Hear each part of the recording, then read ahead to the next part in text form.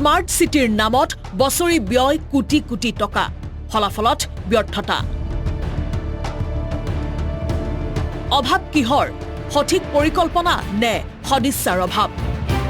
কিয় এজাক বৰষুণ দিলেই ভয় খাবলগীয়া হয় স্মাৰ্ট চিটিৰ বাসিন্দাই কিয় দুটা দিনৰ বৰষুণৰ পিছতেই এক অভাৱনীয় অবৰ্ণনীয় পৰিস্থিতিৰ সন্মুখীন হ'বলগীয়া হয় গুৱাহাটীবাসী বিগত দুটা দিনৰ বৰষুণৰ পিছতেই কেইবাটাও প্ৰান্তৰ লোকে দুৰ্ভোগ ভুগিবলগীয়া হৈছিল কেৱল ইমানেই নহয় যোৱা দুটা দিনত মহানগৰীত উদ্ধাৰ হৈছে 4টাকৈ মৃতদেহ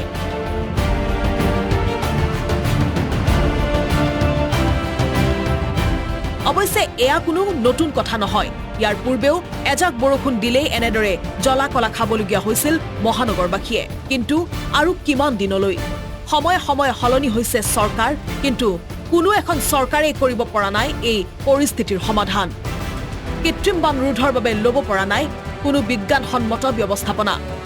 ইয়াৰ পূৰ্বেও মহানগৰীৰ কৃত্ৰিম বান ৰোধৰ বাবে চৰকাৰে হাতত লৈছিল কোটিটকীয়া প্ৰজেক্ট মহানগৰীৰ পানী দীপৰ বিললৈ নিয়াৰ বাবেও লৈছিল অভিলাষী আঁচনি লৈছিল ভৰলু মৰাভৰলু প্ৰকল্পৰ দৰে বহু অভিলাষী প্ৰজেক্ট কিন্তু সেই সকলোতে যেন স্পষ্ট হৈছে ব্যৰ্থতা এতিয়া হিলহাকু বিলত প্ৰায় 150 বিঘাতকৈও অধিক ভূমিত জলাশয় নিৰ্মাণ কৰি সেই স্থানলৈ পানী বুৱাই নিয়াৰ বাবে চৰকাৰে কৰিছে নতুনকৈ পৰিকল্পনা অৱশ্যে যোৱা দুদিনৰ কৃত্ৰিম বানৰ সময়ত সেই প্ৰকল্প সন্দৰ্ভত পৰিদৰ্শন কৰি ফুৰিছিল গুৱাহাটী পৌৰ নিগমৰ মেয়ৰ মৃগেন শৰণীয়াই জুৰিপাৰ 6 মাইল ৰুক্মিণী গাঁৱত হোৱা পানী কিদৰে বুৱাই নিয়াৰ ব্যৱস্থা হ'ব হিলহাকু বিললৈ আৰু হিলহাকু বিলৰ পৰা বুন্দাজান হৈ ব্ৰহ্মপুত্ৰত পেলোৱাৰ ব্যৱস্থা কৰি কিছু পৰিমাণে হলেও ৰোধ কৰিব গুৱাহাটীৰ কৃত্ৰিম বানৰ সমস্যা 150 বিঘা মাটিতকৈ অধিক ইয়াতে এটা জলাশয় নিৰ্মাণ হ'ব এই জলাশয় যেতিয়া হ'ব আপোনাৰ ৰুক্মিণী গাঁৱৰ পানী হওক চচলৰ পানী হওক আমাৰ জুৰিপাৰৰ পানী হওক আমাৰ বিভিন্ন আমাৰ যিটো মেঘালয়ৰ পৰা পানী সেনেকৈ আহে জুৰিপাৰ আমাৰ ভেটেনাৰী কলেজৰ মাজতে সেইখিনি পানী ইয়াতে ৰিজাৰ্ভাৰ হ'ব ইয়াৰ পৰা যেতিয়া পানীখিনি আমি ওলাই লৈ বন্ধা হৈ পেলাই আমি ব্ৰহ্মপুত্ৰত পেলাম তো এইকাৰণে এই প্ৰজেক্টটো চাওক আমি গোটেইখিনি খান্দা হৈছে প্ৰায় 100 বিঘাতকৈ অধিক পানী মাটি খান্দা হৈছে ইয়াতে যেতিয়া ৰিভাৰটো সম্পূৰ্ণ হ'ব সেইখিনি পানী ইয়াতে আহি জমা হ'ব পাৰিব তেনেহ'লে তেতিয়া আমি ভৰলুৰ ফালে যেটা অনিল নগৰ নবীনৰ ফালে পানী আছে সেই পানীখিনি যোৱাটো বহুখিনি কমি যাব তেতিয়াহ'লে অনিল নগৰৰ পানীখিনি আমি পাম্পেদি সুন্দৰভাৱে আমি ভৰলুত পেলাব পাৰিম আৰু ভৰলুৰ পৰা লাচিত নগৰ হওক বা আমাৰ বিৰুবাৰী অঞ্চলৰ পানী হওক বা বিভিন্ন ধৰণৰ আমাৰ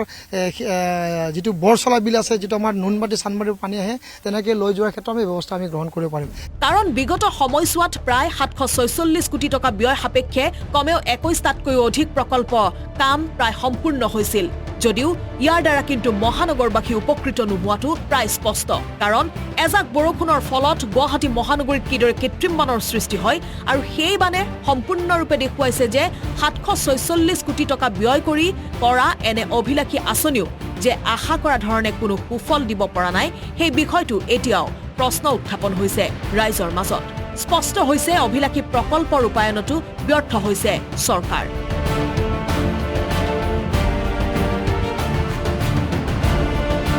ভিডিঅ' জাৰ্নেলিষ্ট মনমোহনৰ সহযোগত গুৱাহাটীৰ পৰা প্ৰিয়ংকা দাসৰ ৰিপৰ্ট আসাম টক্স